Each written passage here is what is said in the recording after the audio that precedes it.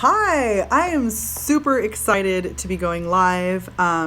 Today I'm going to talk about the idea behind all kinds of relationships. I'm not just talking like romantic relationships, but friendships, family, and all of that. So it's been a while since I did a live on my phone, but YouTube actually came out with YouTube Live on the phone, which I think is amazing because sometimes we don't have our computers everywhere we go. And currently, I'm in San Francisco. I was out here visiting my friend from high school. Let me be clear with that. My best friend from high school. See, I use that term best friend with all of my close friends.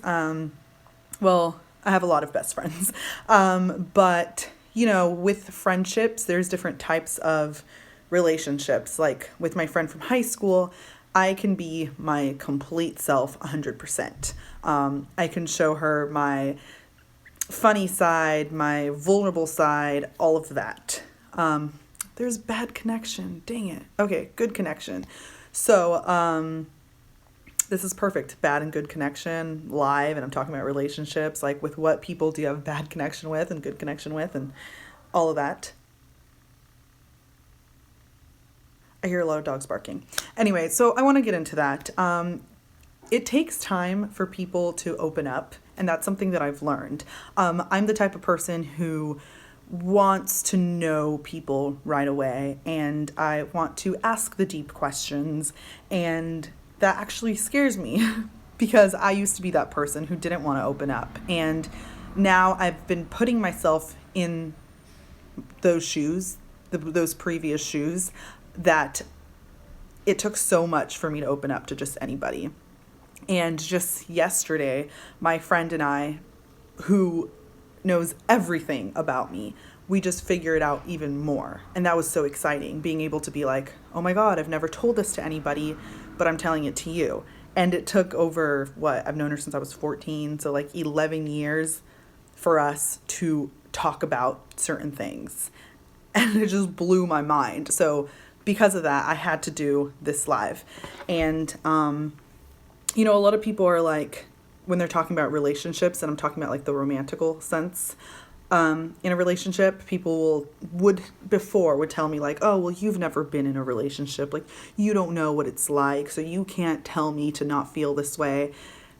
And, most of the time I would just be like, okay, like, yeah, I get it. But when it was somebody talking about a negative relationship and they were venting to me about it, at the same time, I was like, well, if this is a negative relationship, then you need to run away, because romantic relationships are the same as family and friend relationships in the sense that you need love, respect, and communication. Like, those are the three things. And communication is number one. Well, for me, I think respect is definitely number one.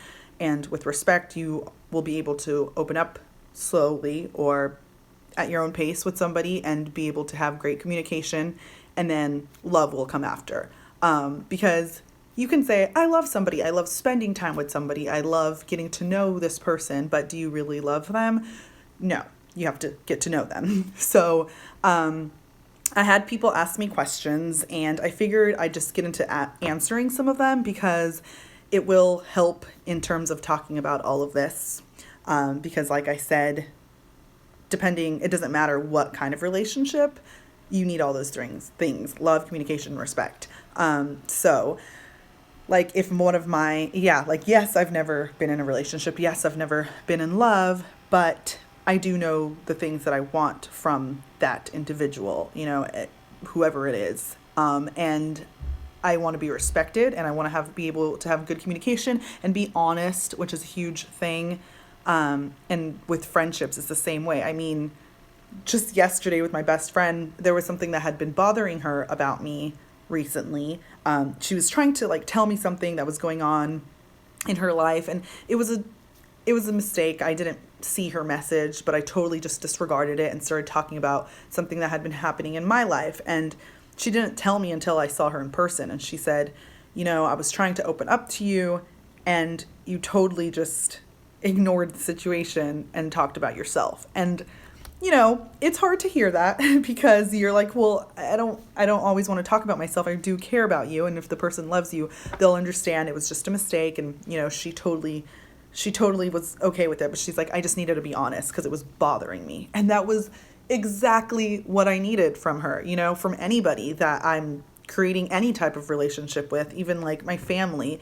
Like if something's bothering you, if something isn't bothering you, if you just want to tell me how you feel about anything, like that is very important. So I'm glad that like with my friends, some slower than others, some I could just be direct with since the first day that I met them. Some of them it's taken 11 years, and they're my best friends. Some of them it's taken a day, and it's those type of people that you have an instant connection with over something either stupid or deep.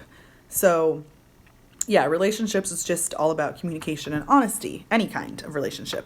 That being said, I'm going to answer some questions because I wanted this to be a live short because I didn't post on Sunday, and that bothered me because I really want to be like in communication with you guys, those people who still continue to watch my channel regardless of like, how much I used to vlog and open up in comparison to now, because I do tend to vlog less. So I figured with now live being available for everyone on their phones, which is very exciting, I figured I could get a little more open with you guys. Okay, so some of the questions that were sent to me, I wrote them down in this little ghetto paper because I didn't have a notebook because I'm at my friend's house and I was like going through her drawers for a pen and I just felt super weird even though she said get whatever you want, and I couldn't find a notebook and all I found was this. So here it goes. Here are some of the questions. Is it bad to tell... Actually, I'm going to wait this one for later because I want to get into more of the deeper ones. But do you think it's possible to still love someone after trying to move on? Whew. Well, I've never been in love, but I have been... Like, I've felt a connection with somebody in just like short term where you're just like, oh my God, this person's really cool. And you kind of become like, not obsessed, but I guess we can use that word, very interested in that person and the memories that you have with them. And actually, this is a perfect situation because when I'm talking about this, I don't even want to make my dating experience because I don't have like a whole lot. I have enough to know what I want. But let's just use a friendship example. So I had a friend who I was super close with. I loved this person in terms of like a friendship. And but they weren't the right person to have in my life at that moment. They were just really negative, and now it's completely different. But I was thinking, should I have that person in my life, And I kept letting that person into my life. And I realized that what I missed and loved about that person was the memories we had, the person that they were.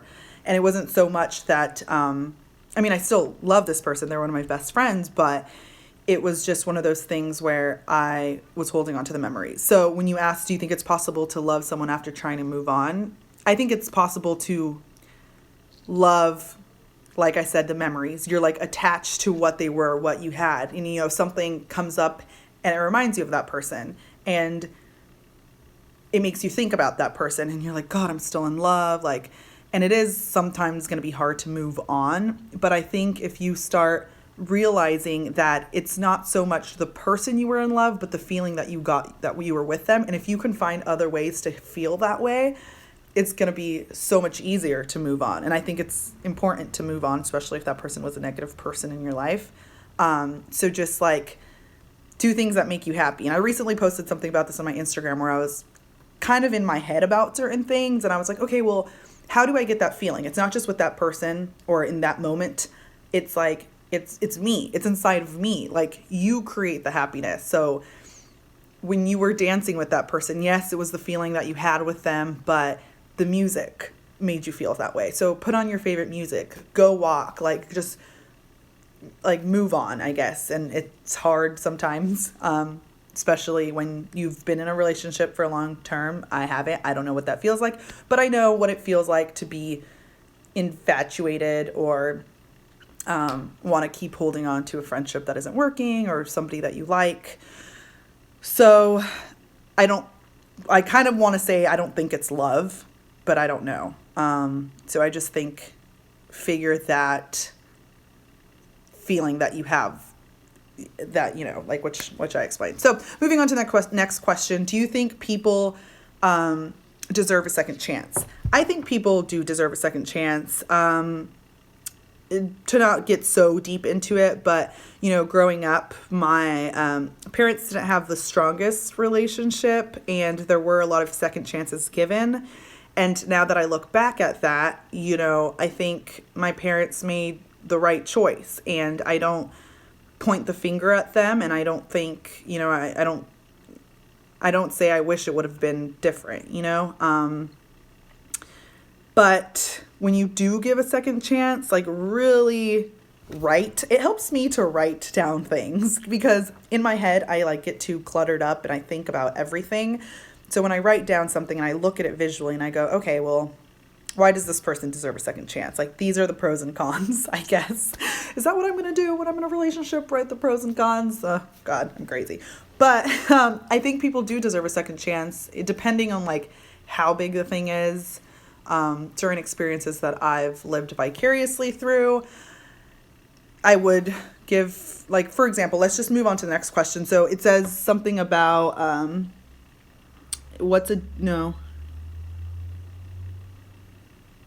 change. It's all about if somebody, well, let's just mix these all in. So do you think people deserve a second chance? There's one about cheating. And do you think that you can change? Would you date somebody who you know has cheated on another person? So all these questions I think go together. If you meet somebody and you're like, they're like, oh man, I've cheated on my previous, you know, partner. It can be scary because you're going to think like, oh my God, they're going to cheat on me, and people never change. And you have that mentality. And sometimes it's true. People might not change, but if you, I don't know, sometimes I feel like I'm a good people reader. Like, even in the moments where I'm like, oh man, why was that person so mean? I'm like, Carla, you knew what you were getting yourself into. Like, you could see that person didn't have good intentions, and yet you still gave them a chance. So I think it's like all about reading people. Some are better with intuition. I think my intuition's pretty good, I hope. But I don't know. Some people, in my own experience with like seeing family and friends getting hurt by others, people don't really change with like if they say it in words. It's all about actions, and you kind of have to just go with your heart. It's scary. It really is, because like you might be like, oh, this person seems amazing, and you know, they probably were going through hard times. They didn't know what they wanted at the moment that they cheated, so I'm going to go ahead and date them, or I'm going to give them a second chance. If they cheated on me the first time, I'm going to give them, you know, that opportunity. I've given second chances, and not in relationships because I haven't been in one, but I've given second chances with friendships and with my own family. And like, I think that being, what's that word? Oh God. Ooh, I'm going blank right now. I wish I can edit this. Okay. Like, when you're so hurt, it just makes you angry. I can't find that word, but, bitter. Woo! Yay, I get 2 points on my vocabulary test today that I give myself every day when I run out of words. But so bitter. Like, you don't want to become this bitter person who never forgives.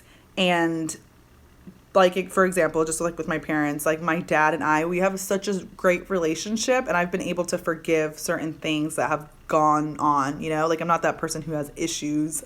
Which it's okay. We all forgive and go through our life. You know, I basically laugh at life. Like when I kind of have dark humor. So if something bad happens, I make a joke about it, or I just am honest and I express myself, because if I don't express myself, I'm just going to hold it in, and it's going to like, one day I'm just going to explode and be like, I need to tell you this. So I'd rather just say it. But yeah, I think holding things in could be bad. And I don't know, because of that, I've given second chances to people who have hurt me. And if I see that they are meeting those requirements that I've mentally put out there, or told them, I like slowly start just backing off, or just sharing less with them. So they're still in my life, but they don't know every aspect of my life because I don't want to completely bring them in. So if I give, you know, answering the question of do you think people deserve second chances? When it comes to people you really love, family, friends, I do give second chances. And like I said, if they don't meet those, I just slowly walk away. But if it's a romantical thing, it would really be they'd have to show it by like actions, not just words, not just saying I love you, like, okay, you love me, but you're never there for me. Like you'd have to like be there. So yeah, that's my opinion on it. Hopefully that helps you, whoever asked me this question. Okay, let's move on to a less deep one. Ooh, because I like to have fun too. Okay, my best friend actually was telling me that I'm a deep thinker and I want to just like get into people's brains. Not really, but I rather not know everything. But I also like to be funny. So let's just get into a funny question, because most of them were pretty deep. God, it's like my audience knows me. Is it bad to tell a girl she looks pretty without makeup? I think that's a compliment. Like if a guy were to tell me, or just like my family, when you go to work and you're not wearing makeup and somebody's like, oh my God, you look so tired. I'm like, wow, that's a really back-ended, like that's horrible. I don't feel tired, but apparently I look tired, which technically you're telling me I look like a hot mess and I need to fix the situation. So, it just depends the tone that you use and the situation. Like, but if somebody were to tell me, like, I'm dressed cute with my little flannel or dress and people are like, you look great. You're such a natural beauty. You look great without makeup. I'd be like, oh my God, thank you. Because like right now I'm not wearing makeup and I don't look, okay, I'm lying. I'm wearing like minimal makeup, but I don't wear a lot of makeup, caked on makeup. However, there are those girls who love wearing makeup, and it's not because they're not confident of who they are, but it's fun playing around with colors and using eyeliner and going a little like crazy and creative. It's just the way they express themselves. If somebody were to be like, you look better without makeup. So basically you look like a character from a Dragon Ball Z, or I don't know, like who uses a lot of makeup. No, I'm trying to figure out movies here, or film, or TV. I don't know. You look like Pikachu or something. Like if somebody's like, you're wearing too much makeup, you look better without it. Like that just depends on the tone.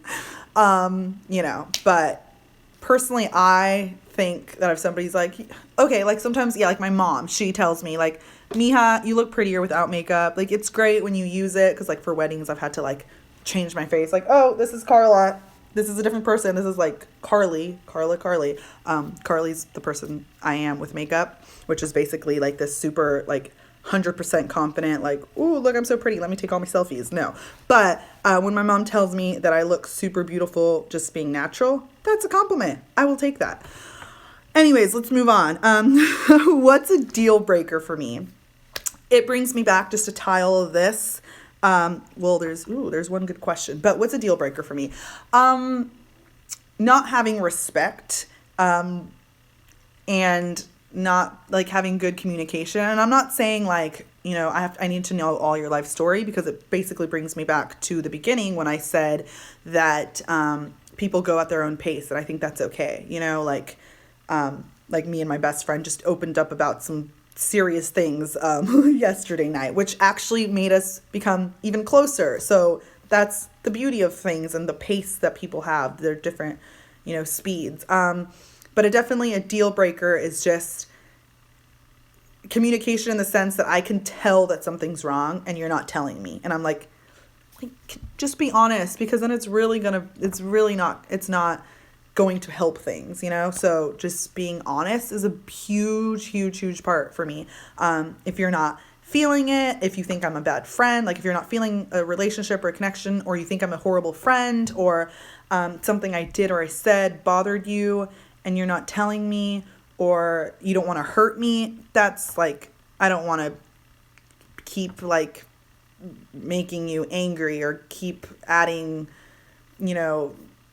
thinking that there's something going on. Like just being honest, I think. So if somebody's not honest and I can sense that, that's a deal breaker for me, because I'm just like, okay, now you're coming off as fake, and then I start getting in my head, and I don't want to be in my head because I got a life, and I gotta like, you know, just got to break things off if it ain't working. So deal breaker for me, no honesty. And no respect. But thankfully I have good people in my life who have shown me respect. So anyways, what should you do if your parents disapprove of your significant other? Wow, that one's tough. Because you don't want to like take your parents out of your life, and you don't have to want, basically you don't want to pick and choose. So I think it's important to just respect your parents, even when they're being completely non-understanding about the situation, and you telling them, you know what, I'm always going to respect and love you guys because you're my parents, but I'm an adult, and this is, like, I love this person, so I want you guys to get along, but I'm not going to force it. Again, it goes all about the pace, you know? Everyone reacts to things differently, and you don't want to force anything upon somebody, because you can be like, you're going to get along, okay? You're going to love my husband or my partner or whatever, and you're going to love my parents, and you guys are just going to get along, and then they're going to have all these, like, resentimientos. God, when I say a word in Spanish, it helps me. Resentment. So you're going to have all these resentments, and you're just going to be like, like, my parents are just being fake, and they don't really like them, and I can tell them. So, you know, I think in the beginning, especially if you haven't dated somebody over, like, a year, just keep it separate, you know? Don't talk to your partner negatively about your parents, and don't talk to your parents negatively about your partner, you know, because then if they don't get along, it's just going to add more fuel to the fire, and you don't want that. Say the good things, and if your parents don't react to it, like, you're just like, oh, he really did this and he was amazing, your parents are still like, ugh, we hate him. Just be like, just bite your tongue. Do not just bite your tongue. And honestly, through experience, not personal, but living vicariously, it's great. You get your heart less broken. But it's good to put yourself out there too, which I've done. But with one of my friends, actually, her parents didn't approve of, her mother didn't approve of her husband, and wasn't there at the wedding, and it was just craziness. It took 2 years, but now they're finally like a family, and the mom notices, because it was through actions, you know, it wasn't just like him saying, I love your daughter and I'm going to marry her and whatever. Like the song, why you gotta be so rude? Don't you know I'm human too? I'm gonna marry her anyways. Well, he married her anyways. In case you didn't know what the song was, it's Rude from this, it's called Rude. But yeah, so it took them 2 years to finally be like, okay, we're gonna be civil.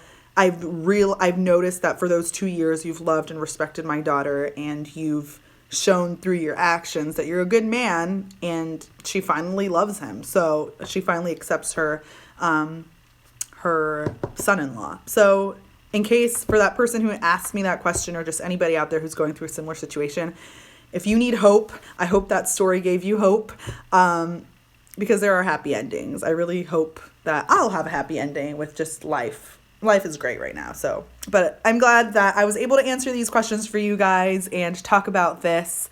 So yeah, anyways, I will talk to you guys later. Give this video a big thumbs up, 2 thumbs up if possible, like just like sign up to like all of your accounts and give my video a thumbs up from every account that you own, and then like go back and comment. That'd be great. And like subscribe through all your accounts. I would appreciate it. Just joking. But anyways, that's what Carla said. I will talk to you guys later. Bye. Okay. And finish.